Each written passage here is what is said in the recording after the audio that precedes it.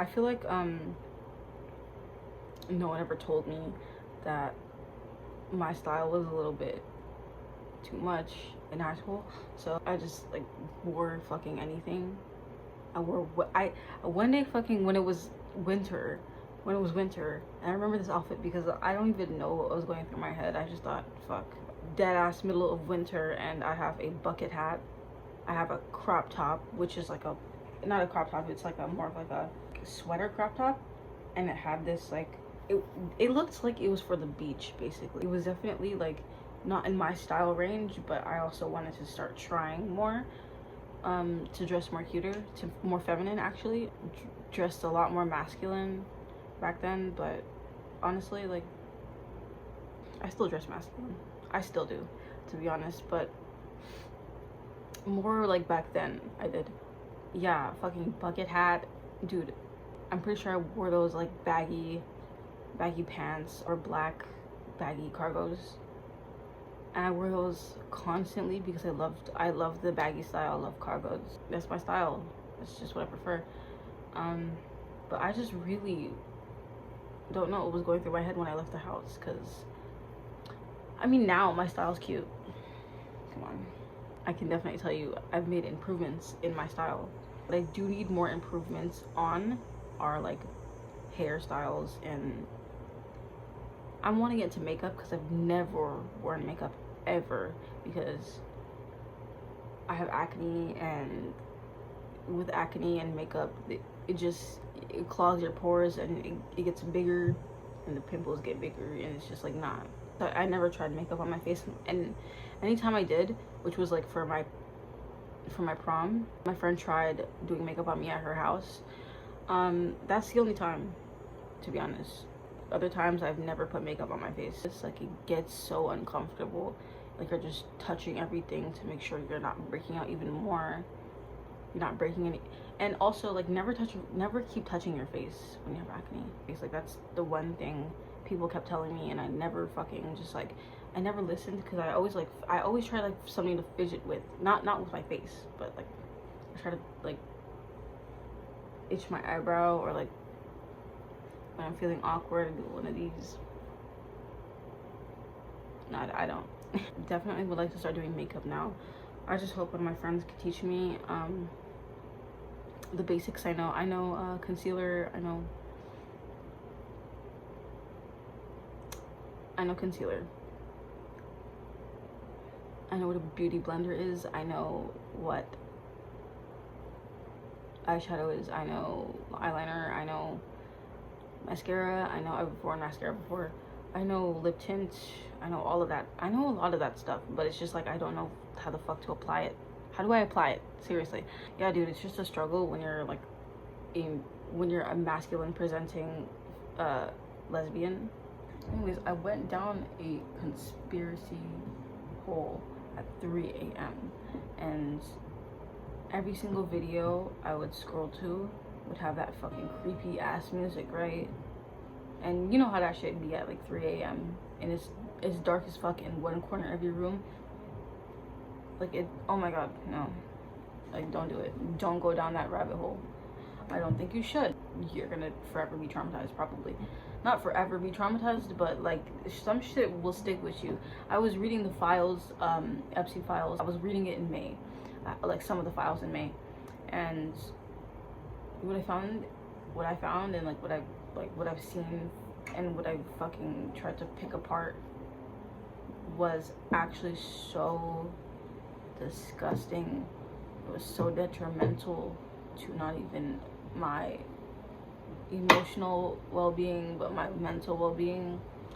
So I'm telling you, if you're tapped in to that type of stuff, and you're really trying to get woke, at least have caution when you're going into this stuff, because like 9 times out of 10, not even 9 times out of 10, 10 times out of 10, that shit will phase you, and as it should, because what is happening in the world is disgusting.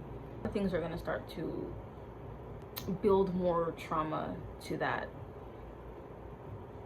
like to just everything, every fucking single sort of knowledge you've learned about the files. I don't even know. Yeah. We've become so fucking numb. I keep cussing on this channel. It's like, if I ever get flagged, YouTube, allow me, okay? I'm a black woman. I'm speaking about these important issues.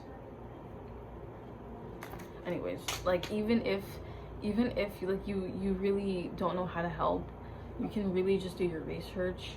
You can really just sign a lot of petitions to get Trump out of presidency, invoke him from his fucking position, because he needs to be, at this point, that motherfucker doesn't have a functioning bone in his body. That noggin is going. All right, I'm speaking to my American folks. All right, you niggas need to storm the castle, bitch. Storm that bitch. Okay, get it together. It's not gonna be over, because right after Trump is the next elite, is the next one, is the next pedophile in presidency. So it's not gonna stop. But like, does anyone really care for it to stop? I'm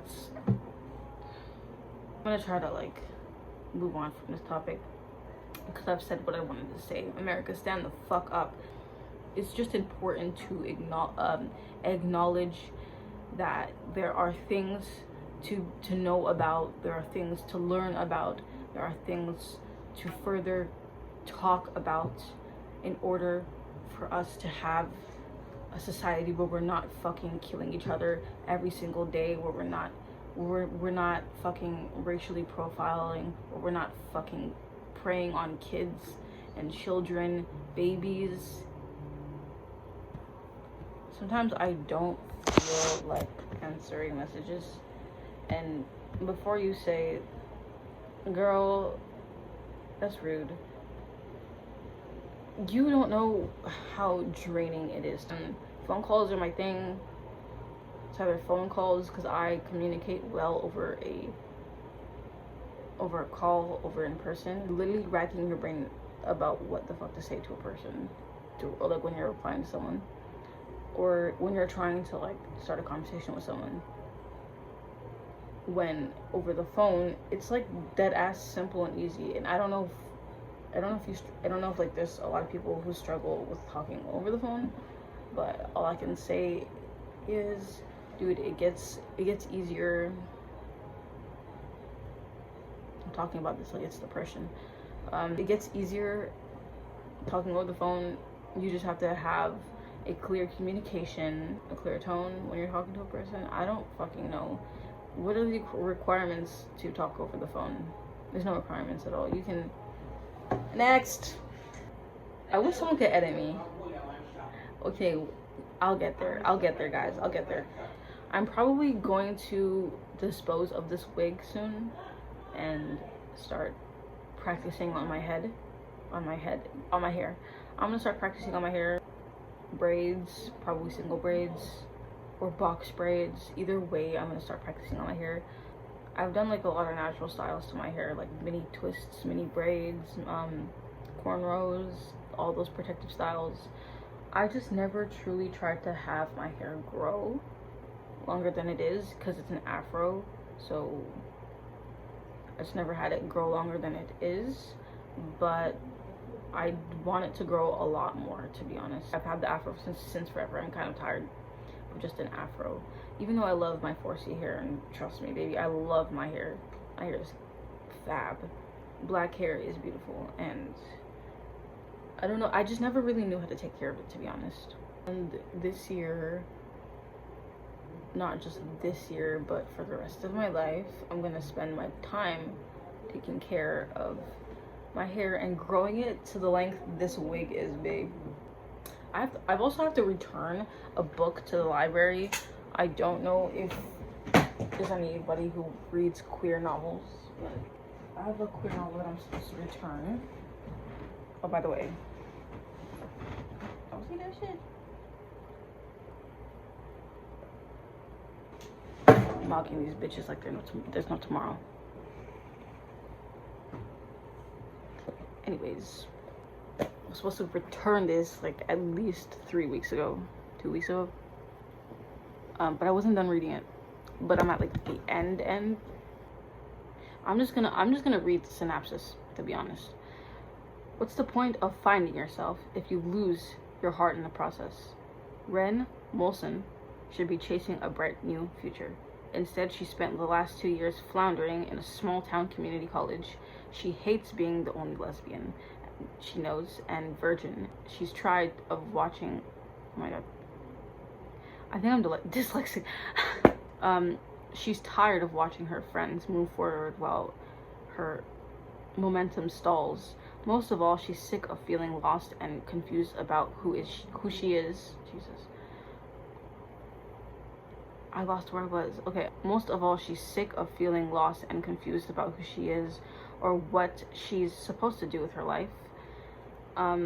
Desperate for a change, Ren hopes to use her Spanish class tour through Spain to remake herself. So she's basically trying to make this lesbian version she already thought out of herself, like, but it doesn't like go well.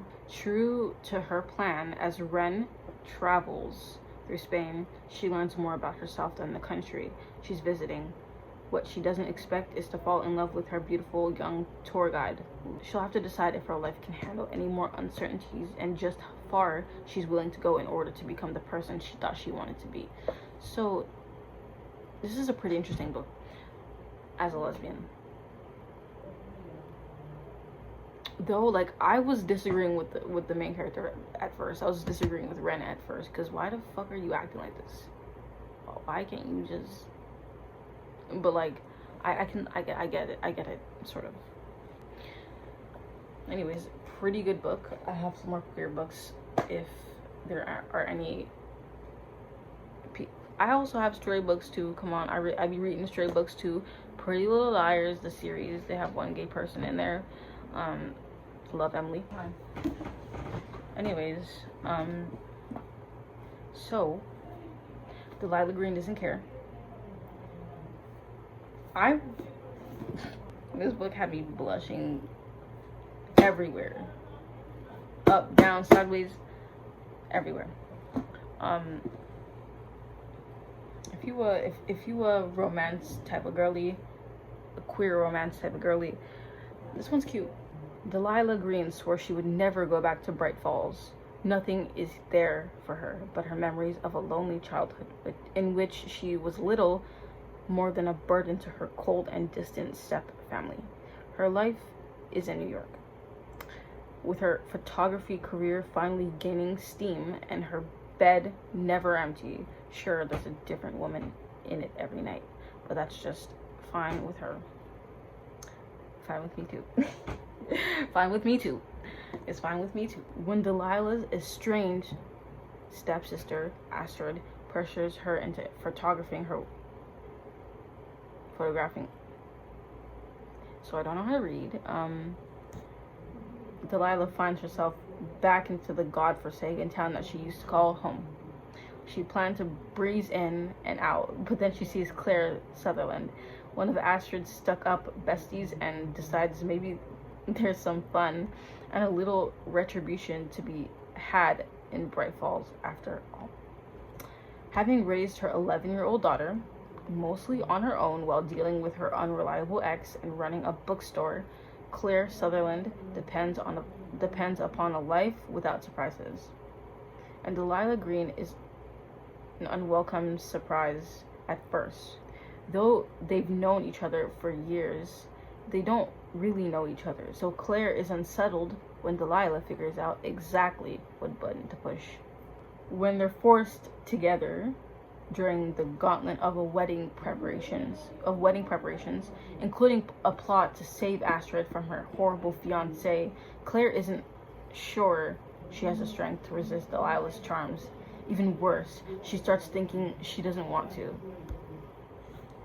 And ooh, I could probably find like the moment like this shit got heated. I listened to the audiobook, so the audiobook made me blush way more because they were voices. Though this is like a good read. This is a very good read. This is the end of the video. Thank you for watching. If you've watched like throughout the whole thing, leave a comment. maybe 2 if I can get to, and a like. And yeah, another one of my yap sessions. Stay tuned for that. Bye bye.